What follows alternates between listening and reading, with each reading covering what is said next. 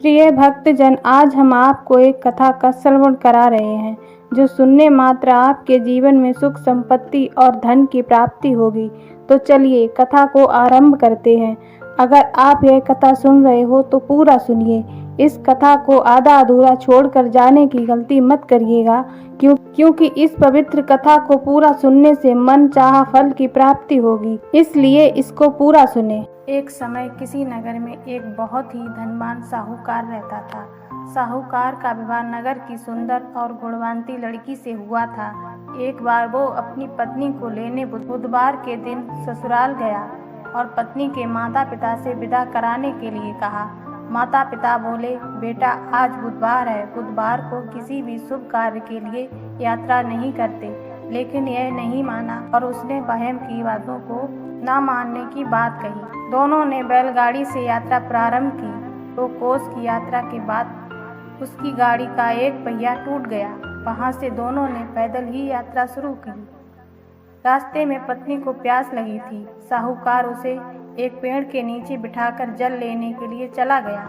थोड़ी देर बाद जब वो कहीं से जल लेकर वापस आया तो वह बुरी तरह हैरान हो उठा, क्योंकि उसकी पत्नी के पास उसकी ही शक्ल सूरत का एक दूसरा व्यक्ति बैठा था। पत्नी साहूकार को देखकर हैरान रह गई। वह दोनों में कई अंतर नहीं कर पाई। साहूकार ने उस व्यक्ति से पूछा, तुम कौन हो और मेरी पत्नी के पास क्यों बैठे हो? साहूकार की बात सुनकर उस व्यक्ति ने कहा, अरे भाई, यह मेरी पत्नी है। मैं अपनी पत्नी को ससुराल से विदा कर लाया हूँ, लेकिन तुम कौन हो जो मुझसे यह प्रश्न कर रहे हो? साहूकार ने लगभग चीखते हुए कहा, तुम जरूर कोई चोर या ठग हो।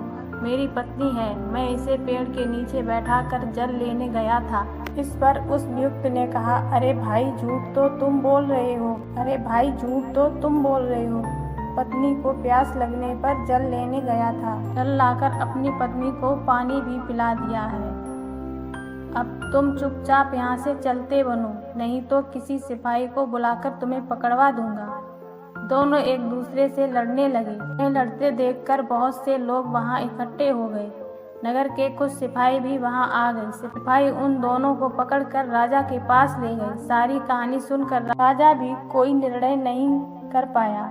पत्नी भी उन दोनों से अपने वास्तविक पति को नहीं पहचान पा रही थी। राजा ने उन दोनों को कारागार में डाल देने को कहा। राजा के फैसले को सुनकर असली साहूकार भयभीत हो उठा। तभी आकाशवाणी हुई, साहूकार, तूने मेरे माता पिता की बात नहीं मानी, बुधवार के दिन अपनी ससुराल से प्रस्थान किया। यह सब भगवान बुद्धदेव के प्रकोप से हो रहा है। साहूकार ने भगवान बुद्धदेव से प्रार्थना की कि हे भगवान बुद्धदेव, तुम मुझे क्षमा कर दीजिए, मुझसे बहुत बड़ी गलती हुई।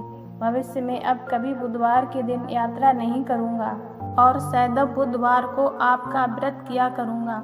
साहूकार की प्रार्थना से प्रसन्न होकर भगवान बुद्धदेव ने उसे क्षमा कर दिया।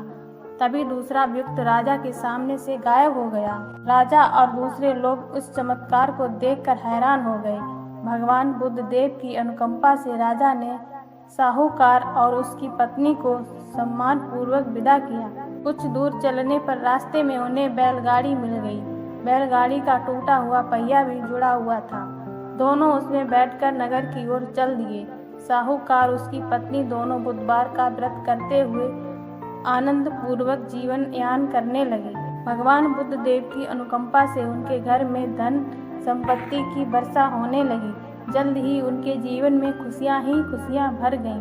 बुधवार का व्रत करने से स्त्री पुरुष के जीवन में सभी मंगल कामनाएं पूरी होती हैं।